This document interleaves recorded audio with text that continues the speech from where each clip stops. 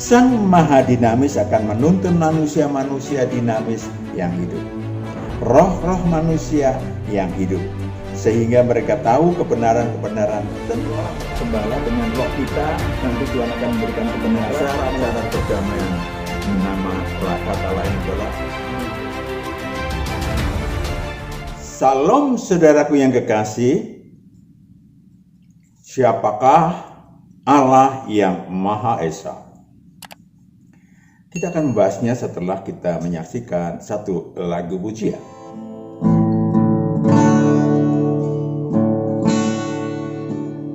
Kau yang terindah di dalam hidup ini,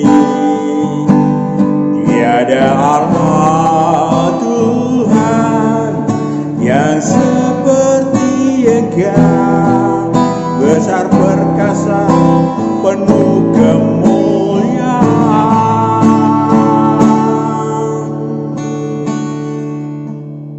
Kau yang termanis di dalam hidup ini, ku cinta Kau lebih dari segalanya, besar kasih setiamu kepadaku. Ku sembah Kau ya Allahku,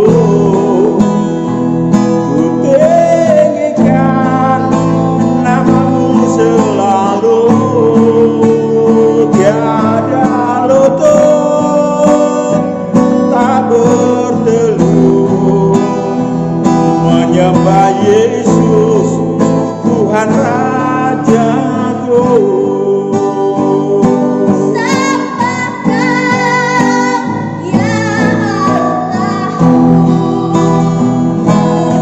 tinggikan namamu selalu, semua lidah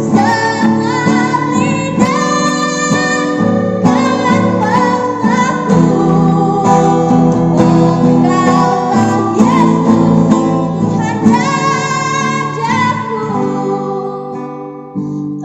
Engkaulah Yesus Tuhan Rajaku. Engkaulah Yesus Tuhan Rajaku.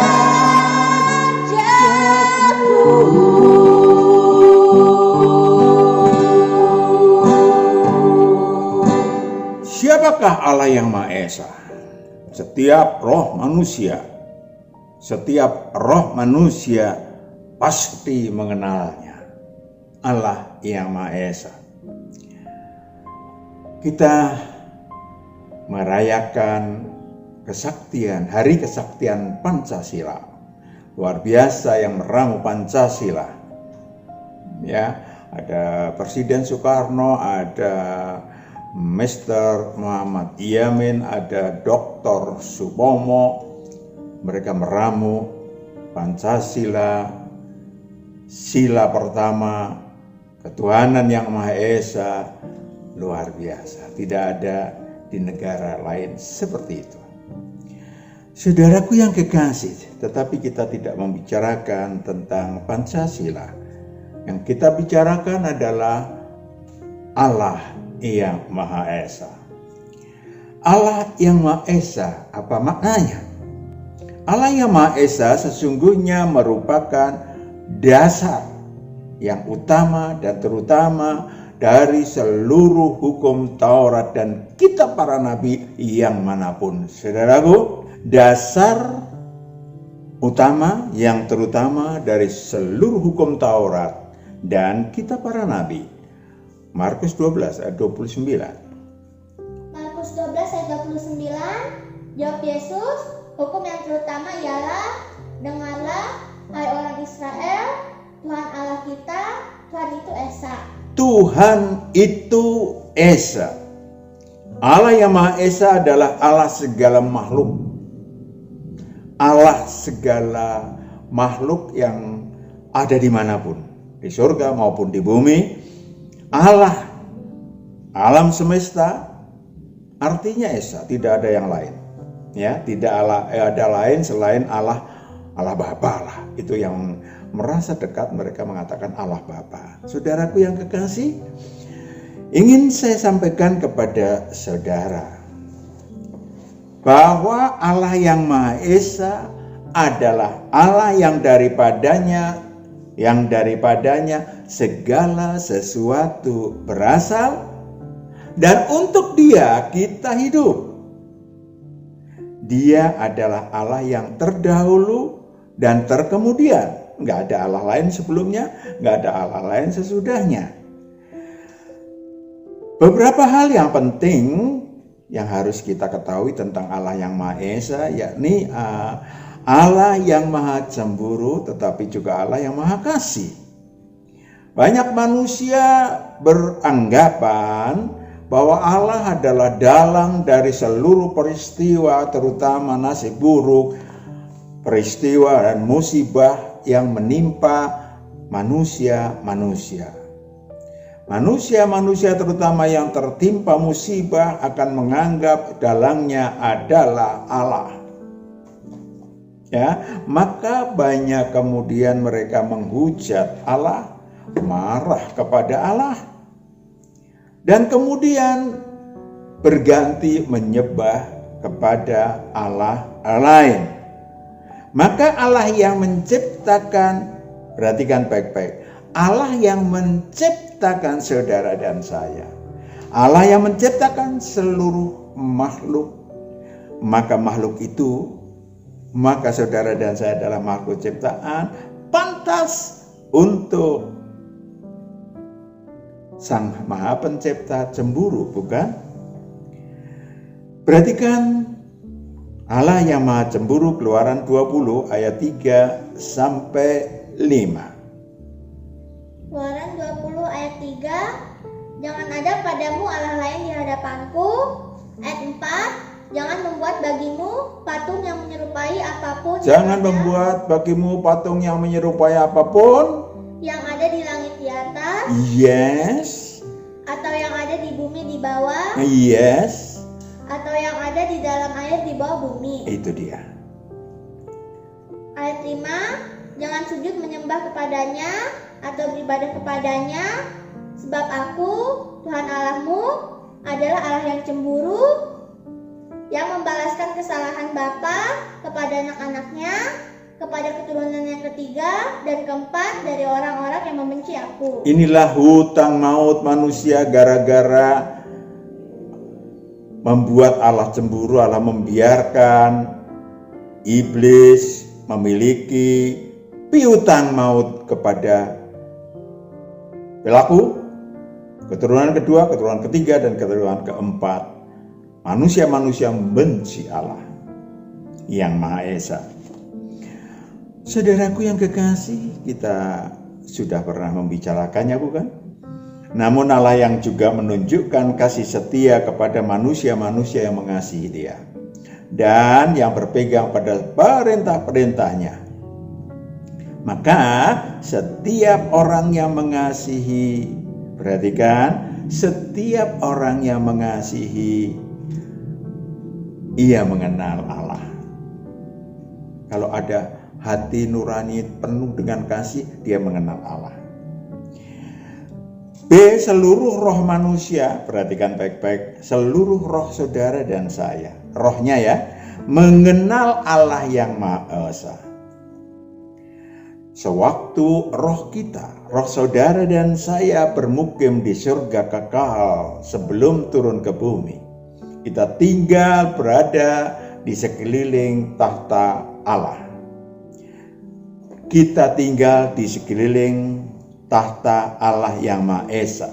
Wahyu 4 ayat 1-4, mari roh saudara, roh saya bersama-sama mengingatnya.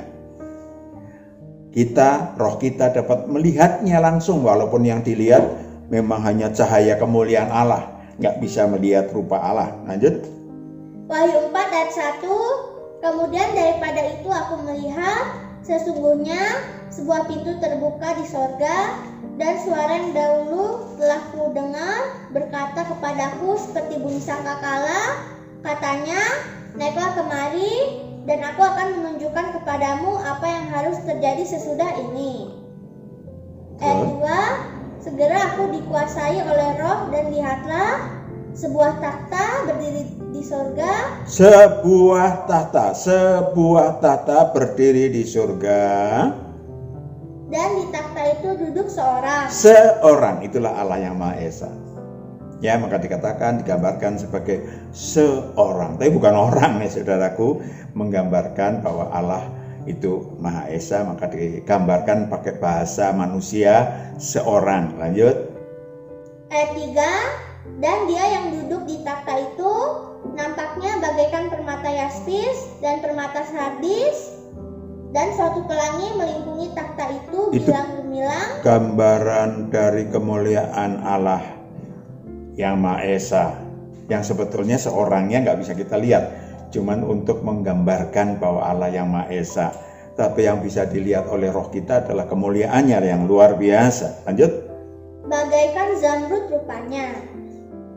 Ayat 4, dan sekeliling takhta itu ada Sekeliling tahta itu ada 24 takhta, 24 tahta. dan di takhta-takhta itu duduk 24 tua-tua. Itu dia roh saudara dan roh saya. 24 tua-tua yang memakai pakaian putih dan mahkota emas di kepala mereka. Saudaraku yang kekasih, itulah roh kita. Kelak kalau kita kembali ke surga kekal, maka manajemen ilahi di surga kekal sudah berbeda. Ya, sudah berbeda saudara dan saya. Kalau mampu untuk kembali ke surga kekal, maka di sana sudah bukan lagi makhluk tua-tua ciptaan Allah, tetapi anak-anak Allah. Tidak ada lagi bait Allah, karena Allah yang Maha Kuasa menjadi baitnya. Ya, kemuliaannya menerangi seluruh surga kekal. Kita tengok, kelak di surga kekal, Wahyu 21 ayat 22 sampai 23. Wahyu 21 ayat 22, dan aku tidak melihat bait suci di dalamnya, sebab Allah, Tuhan yang Maha Kuasa, adalah bait sucinya, demikian juga anak domba itu. Ayat 23, dan kota itu tidak memerlukan matahari dan bulan untuk menyinarinya, sebab kemuliaan Allah meneranginya. Kemuliaan Allah meneranginya. Dan anak domba itu adalah lampunya. Oke. 3C. Allah yang Maha Esa berbicara dalam berbagai cara kepada umat manusia dimanapun mereka berada, dalam berbagai cara. Artinya orang-orang Yahudi akan mengenal Allah. Yang lain ada yang mengenalnya sebagai Tian. Ada yang mengenalnya sebagai Gusti. Ada yang menyebutnya Gusti Allah. Saudaraku yang kekasih, banyak lagi sebutan tentang Sang Maha Pencipta, tentang Allah yang Maha Esa. Saudaraku yang kekasih, mari kita tengok Roma 1 ayat 19-20. Bagaimana sesungguhnya cara menangkap keilahian Allah dan cara menangkap kekuatan Allah. Sungguh mudah sesungguhnya kalau kita mau. Karena itu ada merupakan cara Allah memberikan jalan. Tapi kita baca dulu. Roma 1 ayat 19, karena apa yang dapat mereka ketahui tentang Allah nyata bagi mereka, sebab Allah telah menyatakannya kepada mereka. Allah telah menyatakannya kepada mereka, kepada saudara dan saya. Ayat 20, sebab apa yang tidak nampak daripadanya Tidak pernah nampak Allah, saudaraku, yaitu kekuatannya yang kekal dan keilahiannya, dapat nampak kepada pikiran dari karyanya. Pikiran dari karyanya yang ada Sejak dunia diciptakan, sehingga mereka tidak dapat dapat berdalih. Ya, nggak bisa berdalih. Saudara bisa melihat pohon kelapa, saudara bisa melihat pohon yang buahnya kecil, dan seterusnya. Ada pohon durian, buahnya besar, berduri, macam-macam. Saudaraku yang kekasih, terpulang kepada manusia yang memang makhluk dinamis, mau memakai imannya dan akal budinya, bukan ini akalnya ya, akal budi ini ada di dalam roh saudara dan saya atau tidak.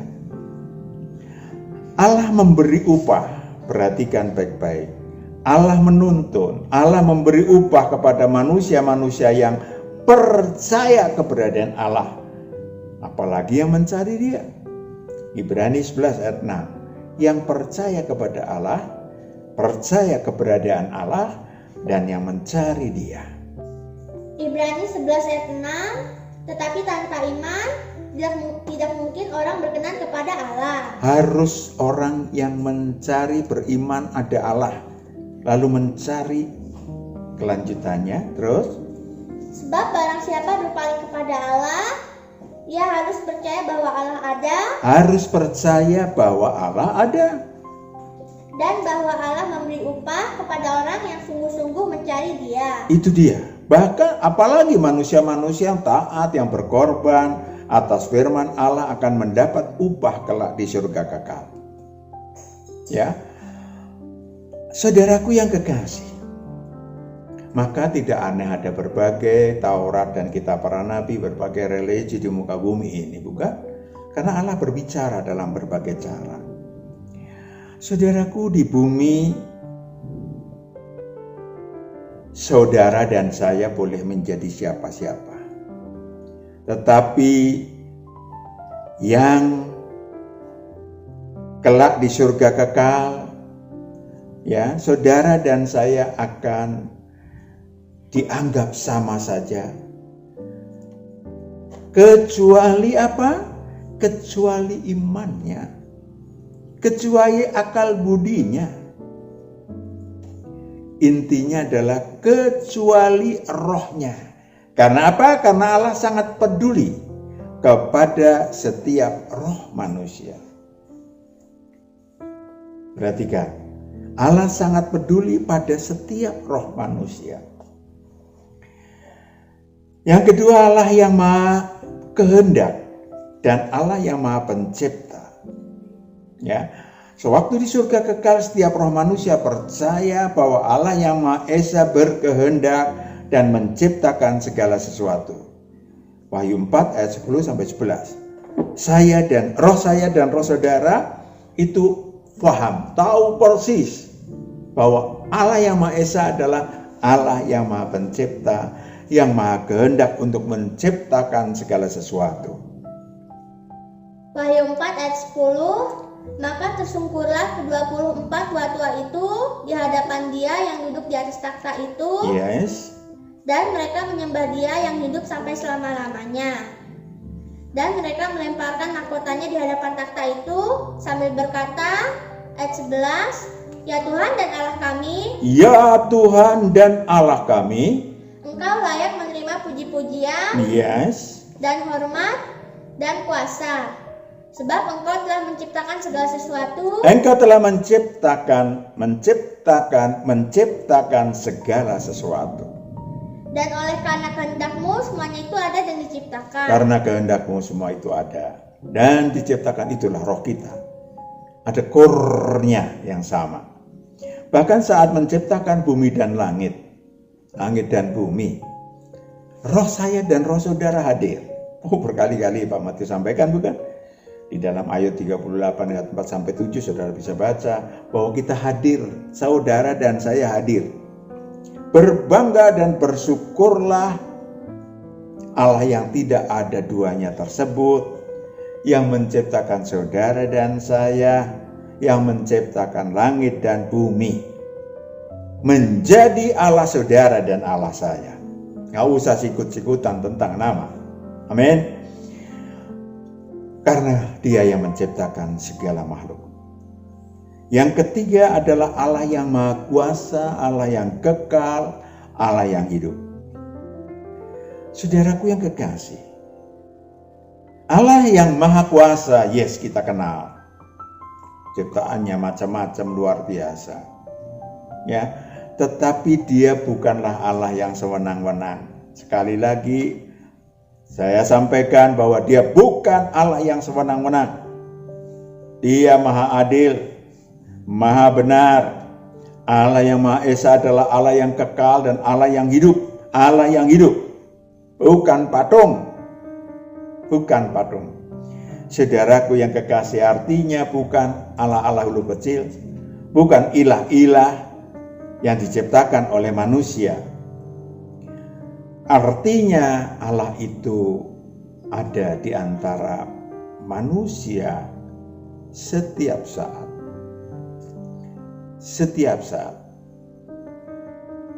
Allah yang hidup harusnya kita paham bahwa ada setiap saat.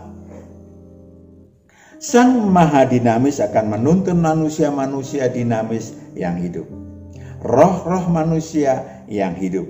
Sehingga mereka tahu kebenaran-kebenaran tentang Allah. Saudaraku yang kekasih, 1 Korintus 2 ayat 6-7, perhatikan baik-baik.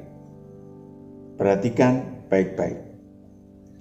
Saudara, ketika roh saya dan saudara hidup, maka Allah akan berbicara dengan bahasa ilahi. Apa itu?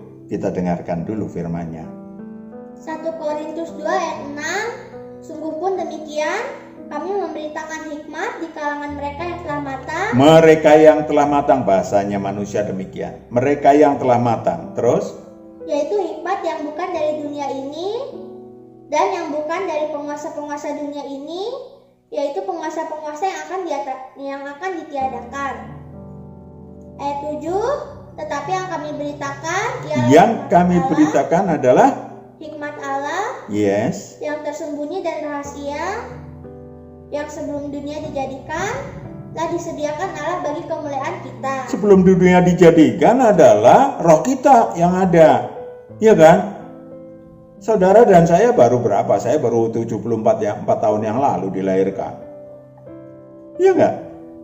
Tidak ada satupun manusia yang lahir sebelum dunia dijadikan kecuali rohnya. Lanjut. Ayat 9, ayat 8 boleh. Ayat 8, tidak ada dari penguasa dunia ini yang mengenalnya, sebab kalau sekiranya mereka mengenalnya, mereka tidak menyalibkan Tuhan yang mulia. Ayat 9, tetapi seperti ada tertulis, apa yang tidak pernah dilihat oleh mata, apa yang tidak pernah dilihat oleh mata, telinga, dan lanjut, dan yang tidak pernah timbul di dalam hati manusia, semua yang disediakan Allah untuk mereka yang mengasihi Dia. Ayat 10, karena kepada kita Allah telah menyatakannya oleh Roh, sebab Roh menyelidiki segala sesuatu, bahkan hal-hal yang tersembunyi dalam diri Allah. Itu dia. Kita akan dituntun, roh kita akan dituntun oleh Roh Allah untuk memahami siapa Allah, bahkan lanjut. Ayat 11, siapa gerangan di antara manusia yang tahu apa yang terdapat di dalam diri manusia selain roh manusia sendiri yang ada di dalam dia?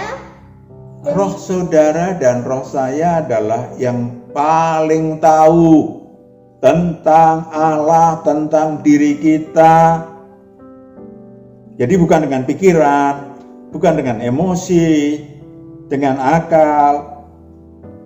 Demikian pula lah, tidak ada orang yang tahu apa yang terdapat di dalam diri Allah selain roh Allah. Selain roh Allah, maka roh Allah akan memimpin. Allah itu roh, sembahlah dengan roh kita, maka Allah akan memberikan kebenaran. Allah itu roh, sembahlah dengan roh, akan mendapatkan kebenaran.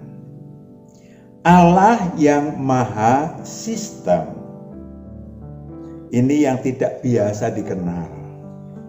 Ya, tadi sudah disampaikan bahwa Allah yang maha pencipta tidak bisa dilihat oleh makhluk-makhluk ciptaannya yang manapun. Ada jarak antara sang pencipta dengan ciptaannya. Ada jarak, makanya Allah dikatakan maha tinggi. Ada jarak antara Allah yang maha pencipta dengan ciptaannya yang manapun.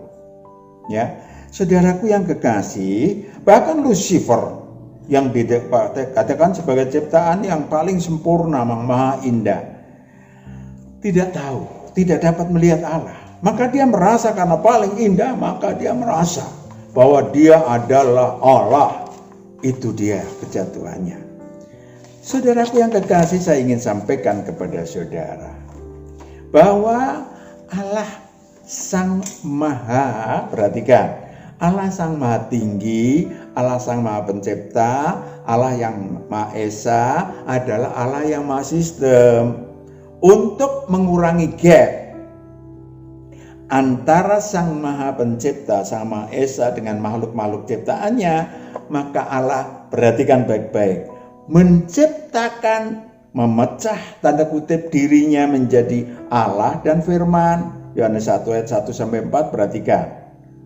Yohanes 1 ayat 1 sampai 4, perhatikan, menjadi tadinya adalah Allah. Perhatikan, kita dengar.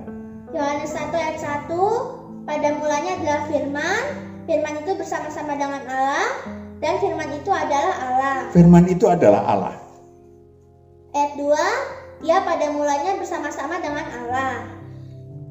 Ayat 3, segala sesuatu dijadikan oleh dia, dan tanpa dia tidak ada sesuatu pun yang telah jadi dari segala yang telah dijadikan. Ayat 4, dalam dia ada hidup, dan hidup itu adalah terang manusia. Saudaraku yang kekasih, kalau saya punya ayah, bagus kalau saya mendengar suara ayah saya dan berkata, Matius, tolong ambil telur ayam. Saya yang sudah mengerti telur ayam dan sudah mengerti tempatnya, cukup mendengar suara ayah saya mengatakan demikian.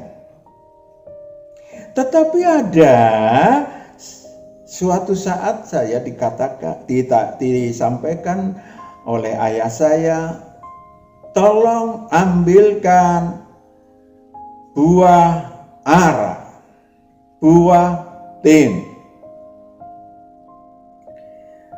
Maka buah yang belum pernah saya lihat pada waktu itu akan membuat saya tidak cukup. Ayah saya mengatakan buah tin itu begini-begini. Maka dibutuhkan ayah menuntun saya, tangannya menuntun saya, perhatikan, jarinya memegang saya untuk dibawa ke kebun ara. Lalu dipegangnya tangan saya untuk ditunjukkan oleh jari-jarinya buah ara. Gampang kan? Analoginya demikian. Maka Allah menjadi firman, kemudian ada 7 roh Allah yang kita kenal sejak di surga kekal. Wahyu 4 ayat 5, ada 7 roh Allah yang kita kenal di surga kekal sebelum kita turun ke bumi. Namanya Allah Roh Kudus, 7 roh Allah. Lanjut. Wahyu 4 ayat 5, dan dari takhta itu keluar kilat dan bunyi guruh yang menderu, dan 7 obor menyala-nyala di hadapan takhta itu. Itulah ke-7 roh Allah. Itulah ke-7 roh Allah. Walaupun Allah Bapa tetap Allah yang Maha Esa, tetapi dia membuat sistem untuk merealisasi kehendaknya, Sang Maha Kehendak. B, Allah kemudian merekrut, mengupgrade manusia, makhluk tua-tua tadi menjadi anak-anak Allah. Saudara bisa baca Wahyu 5 ayat 1 sampai 10, ayat 11 sampai 14 yang akan menjadi ditariknya mereka, direkrutnya makhluk tua-tua yang mau berjuang untuk menjadi anak-anak Allah, naik grade. Ya, tadinya ciptaan menjadi anak-anak Allah. Inilah yang kemudian mereka yang akan mendekati Allah, menjadi raja-raja dan imam-imam kelak di surga kekal untuk mengajarkan makhluk-makhluk yang makhluk ciptaan. Jadi sekarang nantinya ada 3 tingkat makhluk ciptaan, anak Allah dan Allah. Manusia memiliki roh, tubuh dan jiwa. Ya. Kejadian 1 ayat 26. Perhatikan, kalau misalnya saudara kesukaran untuk mencari Allah Tritunggal itu apa, Allah yang Maha Esa itu apa, saudara mari tengok diri kita. Kita memiliki roh, tubuh dan jiwa. Maka kita dapat atau dianggap oleh Allah, diciptakan oleh Allah sebagai apa? Menurut gambar dan rupa Allah. Menurut gambar dan rupa Allah. Ya kan? Memudahkan manusia memahami Allah Tritunggal, Allah yang Maha Sistem. Terakhir, plus, apakah yang diinginkan Allah yang Maha Esa untuk makhluk-makhluk ciptaannya, yang namanya manusia, Yang dibutuhkan Allah adalah takut kepada Allah yang hidup. Takut. Menuruti segala jalan yang ditunjukkannya. Takut kepada Allah yang hidup. Yang diinginkan Allah yang Maha Esa adalah mengasihi Dia, beribadah kepadanya dengan segenap hati, dengan segenap jiwa. Yang ketiga, melakukan ibadah sejati. Apa itu ibadah sejati? Mempersembahkan rasa syukur, mencari jalan yang Dia tunjukkan, dilaksanakan dengan jujur, membayar nazar. Kalau gitu nggak usah bernazar. Berarti saudara rohnya mati, karena rohnya hidup akan ada tahap-tahap naik. Bernazar supaya naik, supaya kelak pulang ke surga kekal. Laksanakan nazar itu. Nazar tentunya hal-hal yang terkait dengan keuntungan bagi roh saudara. Yang tidak boleh adalah menghambakan diri kepada Allah lain tadi. Jangan sampai kita menolak Allah. Ya, menolak keberadaan Allah.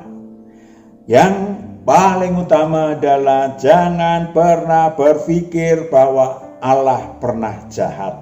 Setitik pun tidak. Allah yang Maha Esa tidak memiliki kegelapan dan kejahatan dalam dirinya. Ya, jangan pernah menganggap Allah jahat. Ya, seujung jari pun. Yang terakhir, mari saudaraku yang kekasih,